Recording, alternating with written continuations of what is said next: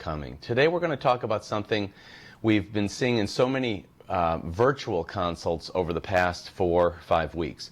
So we thought we would address this in a similar manner as we did the eyelids last week. Last week I started to answer questions regarding what we describe as aging face surgery. I talked about one of the most popular procedures called an upper blepharoplasty or eyelid surgery.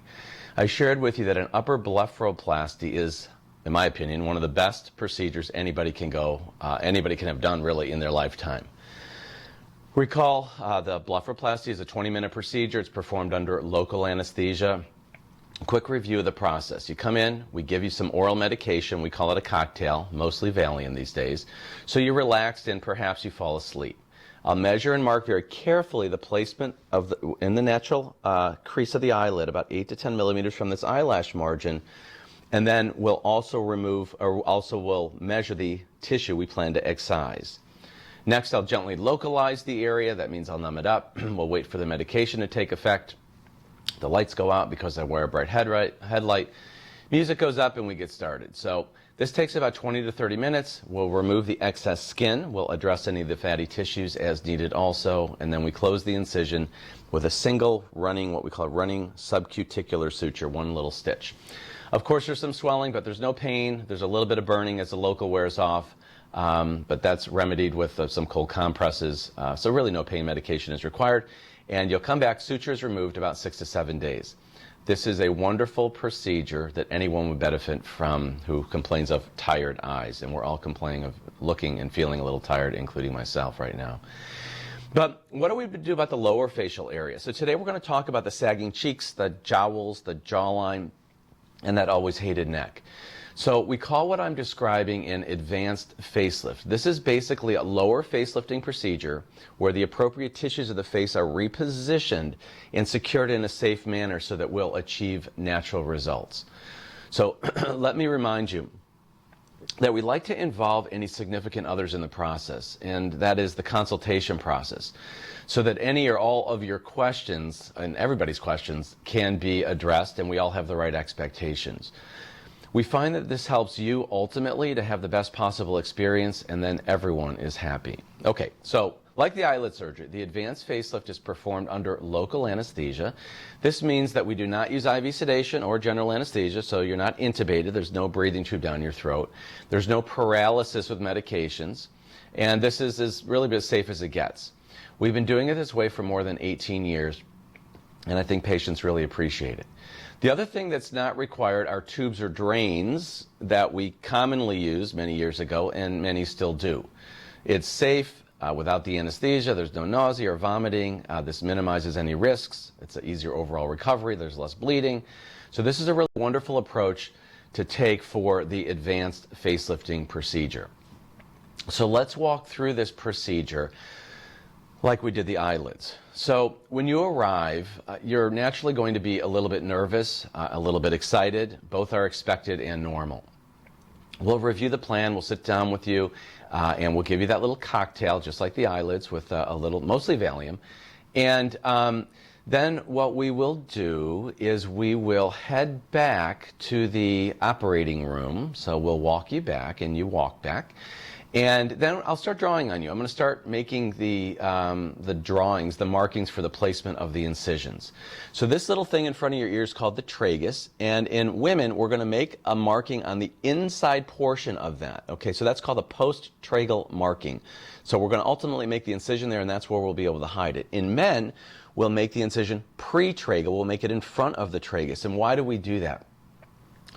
Well, we do that because if we made it post-tragal in men, we'd probably end up moving the beard, back into the ear canal. And so that would be very difficult to manage following the lift.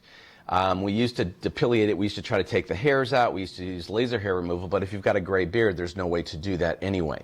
So by placing it in the pre-tragal area, ultimately, people are not going to be aware that you've had an incision there if you're male. Why? Because it's going to be at the edge of a hair-bearing area, the beard, and a non-hair-bearing area in front of the ear canal. So the only thing that changes is that the beard gets moved posterior a little bit. Okay? So this is a nice way, even when we used to make incisions down here, we don't any longer, but we always placed it between a hair-bearing and a non-hair-bearing area. All right.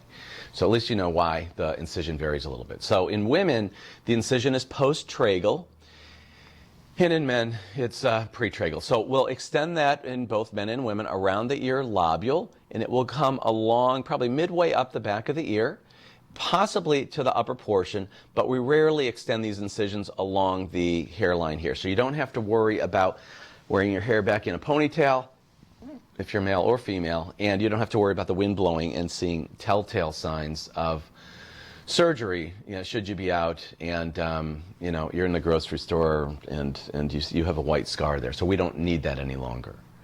So now that we have things marked properly, we'll next inject the local anesthesia. I'll pinch you with my fingernails, numb you up. The lidocaine numbs the tissue instantaneously, and there's epinephrine that's part of that solution that constricts the blood flow. So what that means is the epinephrine will actually, you'll see the tissue blanch, there's less blood flowing to the area. Throughout the procedure, we're going to lose less than 1 to 2 teaspoons of blood during the procedure.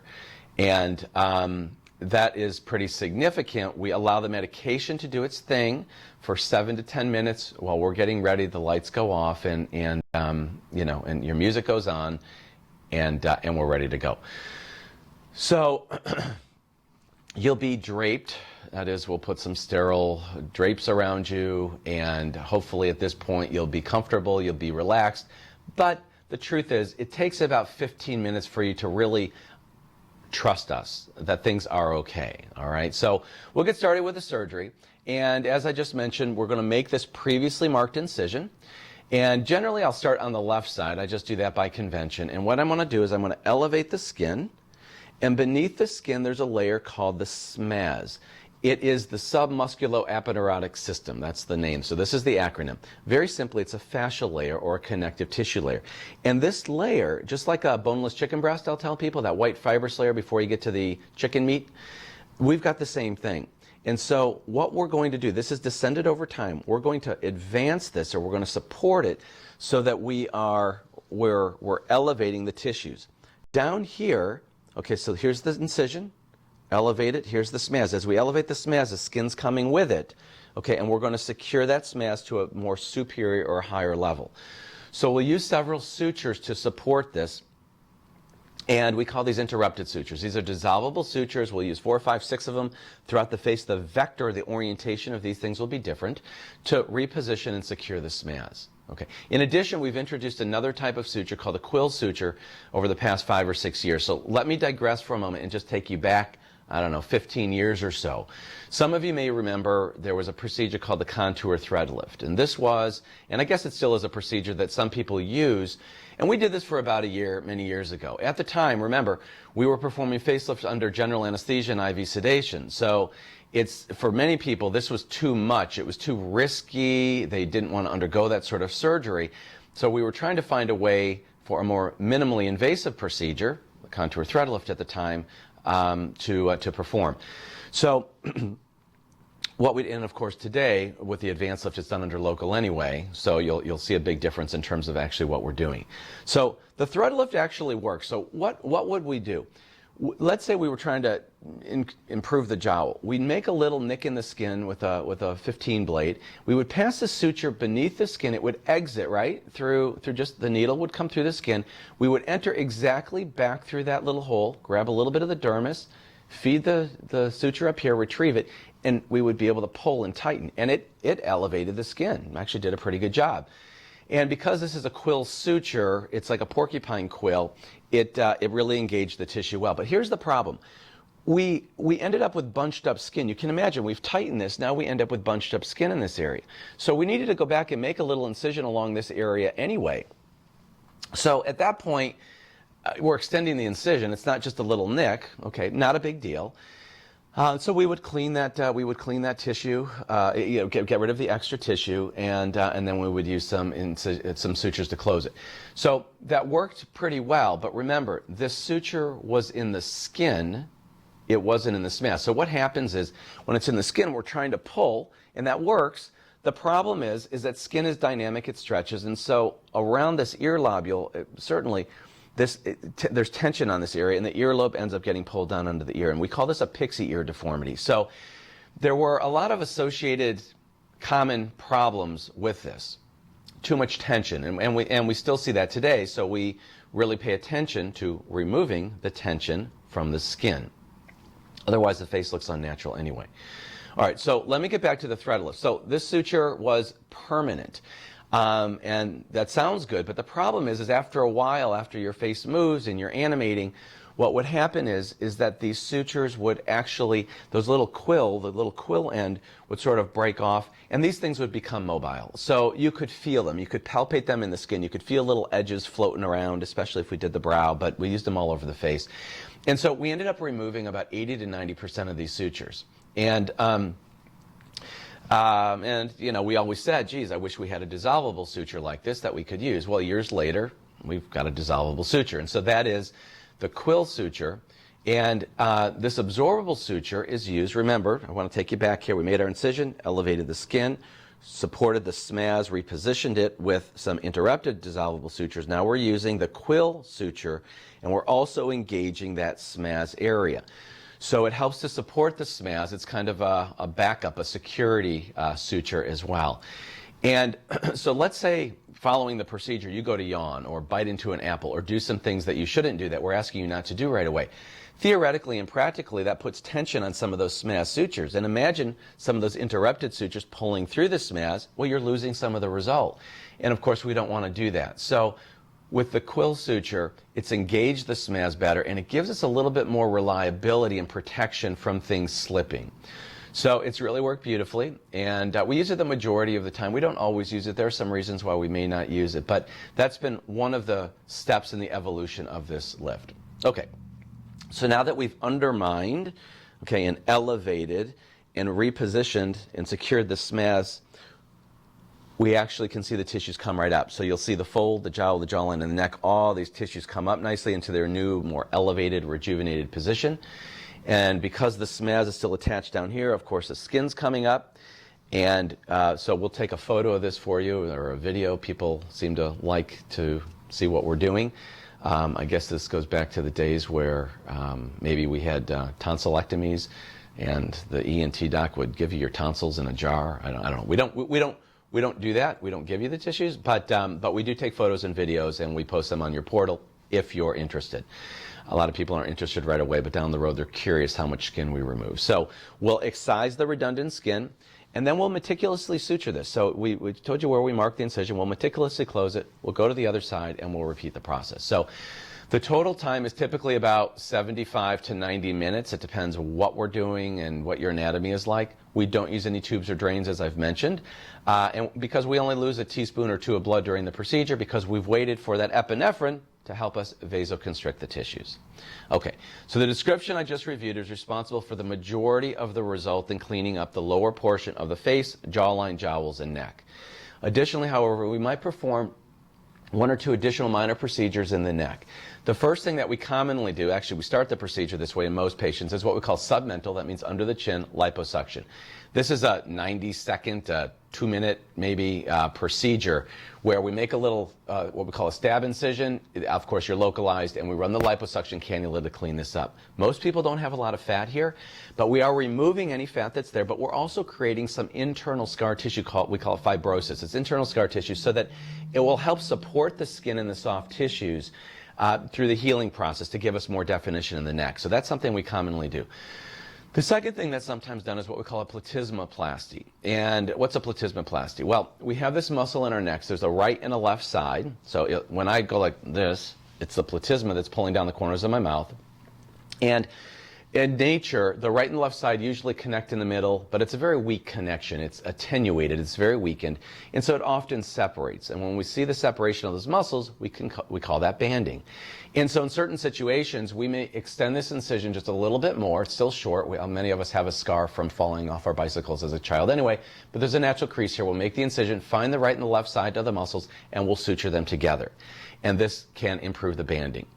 We don't always do this. It depends, what your anatomy is like, what the goals are, but we discuss this with you individually. So some of you will need it, and some of you won't. All of it is part of the advanced lift, and it's really based on our consultation together, and it's also based on what we're seeing during the procedure. Okay, so let's conclude the surgery now. Once we're through meticulously suturing the skin, we will apply this dressing. This is wrapped around your head, so it's rather bulky, I must say. It remains on for just one night. It feels a little bit tight. There's some swelling that creeps up overnight. The local wears off, so it is what I describe as the true definition of discomfort. It's tight. It's not terribly comfortable, but it's not usually described as pain or painful. We do, however, prescribe a few pain pills for those that might want to take it. Maybe you'll take a half a pain pill. Most people might take Tylenol. Many people don't take anything, but it's there for you if you need it. And I do want to say, this is surgery, so I don't want to minimize that. There is a recovery period. We don't operate, and then we walk you out, and you're ready for your daughter's wedding the next day, okay? But compared to the way we used to do things, it's really remarkable how well patients do with these procedures. So the next day you'll come back, and you'll see me. We'll get this dressing removed. You're going to look a little bit like a chipmunk, something like that anyway. And typically, there's not a great deal of bruising because we didn't have a lot of bleeding. Occasionally, there is, although you're going to feel tight. In fact, brushing your teeth might be a little bit challenging even. We don't want you stretching your jaw. Soft diet. We don't want you biting into an apple. I mentioned that. And we just don't want you stretching things quite yet. It's going to feel tight. Like I say, soft diet and hang in there. Activity-wise, you can go for a walk, you can get on an elliptical, and get on a stationary bike. Yoga and Pilates, not so much. We like you to wait probably 3 to 4 weeks for that, depending on what you're doing. It's a lot of twisting and turning and pressure around your neck and face that we don't want. So the dressing's removed, and we'll give you this little fancy elastic, not so fancy, elastic, just a white elastic band to wear. We want you to sleep in that mostly to protect your ears so you're not pulling on your earlobes where those sutures are during this time. And also if you're dressing, women, I know a lot of times are dressing, pulling clothes up. We usually recommend a button-down shirt. We don't want you pulling things over your head. Yeah, you can shower, but we want you to be careful not wrapping towels around your head so you're not pulling your ears. So we'll go over all of these things. So you can function fairly normally, and we do encourage you to do some of those things. We'll give you everything you need to take care of it, which basically these days amounts to a little bit of bacitracin ointment, and that you'll apply over the incisions. There typically isn't much bleeding, but here's the biggest advice that I can give you, and I'll give everybody. We give this to everybody. Have a good sense of humor. About 50% of patients seem to have a little episodic depression, usually about 3 to 4 days following surgery. This occurs with all surgery, in fact, but we pay more attention to it with the procedures that we do because I think we're just a little bit more in tune with establishing and creating a great experience for you. So you'll hear me say, keep a good sense of humor. And this is also why I mentioned earlier that we like to involve significant others in the process as much as we can early on. And that way, they'll know what to expect, you'll know what to expect, and you'll have a more wonderful experience. In the past, we've had significant others, either intentionally or unintentionally, say things during the recovery period that really got patients unnecessarily worried. And this is because they weren't part of the process. They don't know what's normal, so they see swelling and they worry, and they hear about tightness and they worry. So perhaps watching one of these videos is a great place to start. Obviously, we've got a lot of true selfie videos that we do have patients watch. You can watch a patient. You don't have to listen to me. You can actually watch a patient through the process. Okay, so 6 to 7 days after the lift, then you'll come back, and these sutures that we placed are dissolvable, but they don't dissolve that quickly. So you'll come back in, and we will have them removed. I'll help you remove them. And at that point, ladies can wear makeup if you need to, anywhere over the incisions. Men can too. Sometimes the incision's a little bit erythematous or it's a little bit pink, and so we might put a little bit of tinted moisturizer or sunscreen on for men as well. We'll obviously continue to follow up, but as the second week of recovery ensues, you usually will start to look pretty good, not perfect. And most people are returning to work about 7 to 9 days. Some return sooner. It seems like realtors as a group get back right away. And they're good at accessorizing, and they seem to get back out there. In fact, we had 2 ladies from Indiana come in, and both their procedures were the same day. They stayed across the street at the Marriott. And the night of the procedure, with their dressings on, They went over to Home Goods or they were shopping in the Rookwood area here, and they didn't care. Next day they came back, we got their dressings off, they did all their hair and makeup, drove back to Indiana, drove back to their offices, and started to work. Obviously that's not typical, but depending on the confidence you have and who you're around, you feel well. It's just that you're swollen, and it's obvious you've had something done, so I don't want to minimize that too much. We like to be realistic, which is why we'll sit down depending on what you have planned. For those of you who are part of weddings or mothers of the brides or fathers of the brides or whatever, we want to give you 6 weeks, okay? But otherwise, there is a process. It takes about 3 to 4 weeks before you're biting into a burger or a tofu burger as normally as you might have before. So there is a process to recovery, but it's much easier than it was years ago where you were bruised and you've got tubes and you're not, mobile and all that kind of stuff. So the results for these procedures obviously help you look more refreshed and natural. Perfection is never achieved. I tell patients that the only person who tells me that I'm perfect is my wife, and then they say, and you believe her?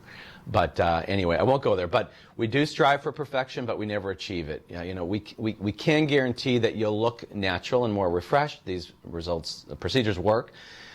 The specific result varies from person to person depending on your individual anatomy, your genetics, your sun damage, any medical illnesses, and so forth. So in summary, I hope you understand a little bit more about the advanced lift. I hope it was helpful. We've got a lot of other videos, as I've mentioned, other educational videos, talking heads like this, but we have more with true selfies with regards to patients going through these things, kind of narrating their own procedure, looking back on it. And I think that those are very effective, men and women and various ages. So anyway, we'd be happy to see you for a virtual consultation. Simply go to our website. There's a button right now. It says virtual consultation, really easy. Of course, we're also thrilled to see you in the office, and I'm keeping my fingers crossed. We miss our patients. I hope to get back to the office within 2 weeks here. But please, in the meantime, send me your questions, photos, videos, whatever. I'm happy to discuss any questions that you have, any concerns that you have. And thank you again, and we look forward to seeing you.